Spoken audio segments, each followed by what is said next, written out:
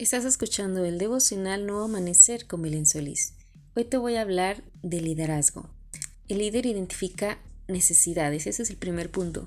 Una de las características más atractivas de un líder es su iniciativa. El líder no espera que le asignen una tarea para ponerse a trabajar, al contrario, es proactivo en identificar necesidades a su alrededor que nadie está entendiendo y se mueve con pasión, determinación para llenarlas. Ese fue ciertamente el caso de Moisés. Recordemos que el pueblo de Israel había estado en Egipto 400 años.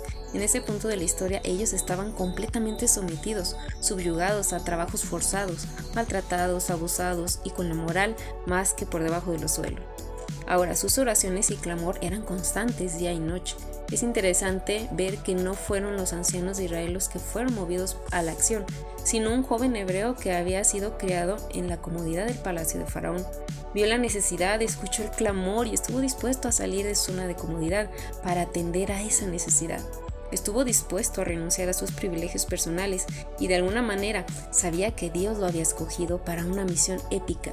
Y aunque inicialmente fracasó en esa misión cuando huyó al desierto, eso fue el inicio de un proceso de preparación. Yo te pregunto, ¿qué necesidades has identificado a tu alrededor? ¿En tu iglesia, en tu trabajo, en tu ministerio? ¿Estás esperando a que el liderazgo te lo pida? Usa tus dones y ese liderazgo para llenar esas necesidades. Empieza a vaciar la mochila de la responsabilidad de tu líder y empieza a llenar la tuya. La palabra de Dios en Éxodo 1 nos habla de estas bellas historias, también en Éxodo el capítulo 2, y podemos inspirarnos a ser esos grandes líderes.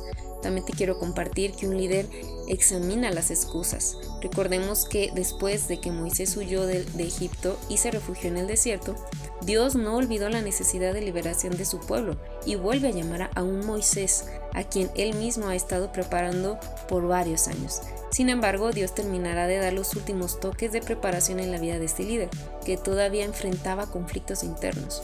Con el antecedente previo del fracaso, Moisés interpone una serie de objeciones o impedimentos al llamado de Dios. Vemos que, número 1, su identidad. Le dice: ¿y quién soy yo para presentarme ante el faraón y sacar de Egipto a los israelitas? Lo vemos en Éxodo 3:11. Número 2, su autoridad. Le dice: ¿qué hago si no me creen ni me hacen caso? Lo vemos en Éxodo 4:1. Número 3, su habilidad.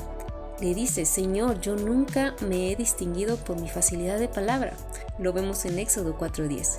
Y número 4 nos dice ¿qué es su inseguridad? Le dice: Señor, te ruego que envíes a alguna otra persona. Esto lo encontramos en Éxodo 4:13. Y al igual que Moisés, tú podrás estar lleno de inseguridades que te impidan atender al llamado de Dios en tu vida. Pero Él te ha permitido ver ciertas cosas con claridad en tu organización. Te ha permitido escuchar el dolor de la gente a tu alrededor y sabes qué es lo que hay que hacer. Pero esas dudas, los temores, esas inseguridades te asaltan.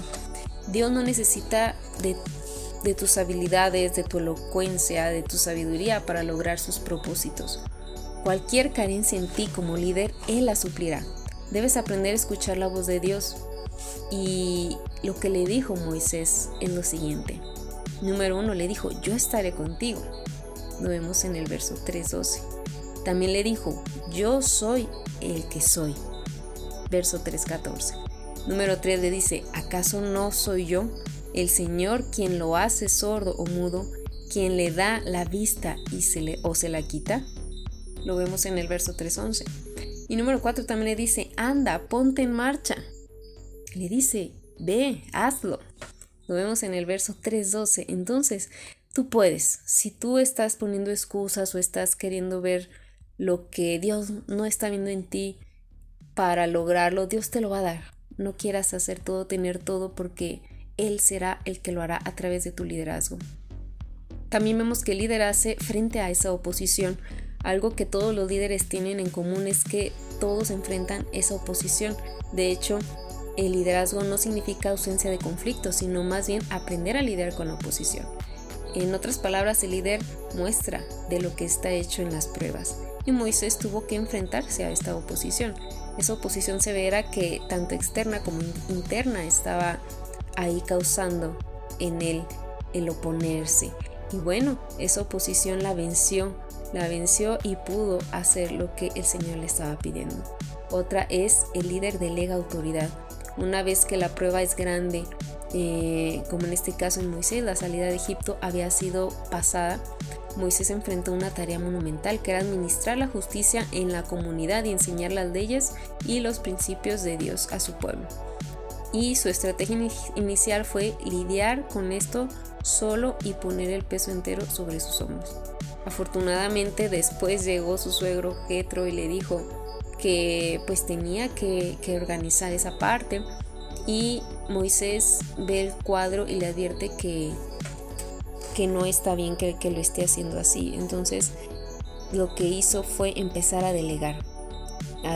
Por tanto, Jetro guió a Moisés para que pudiera hacerlo con más facilidad, no solamente delegar tareas, sino responsabilidades a muchos hombres que fungirían como jueces y reportarían a Moisés todo lo que estuviera sucediendo. Y esto fue una gran decisión, el delegar, el poder confiar, poner el trabajo también en otras personas y no querer hacer todo nosotros como líderes.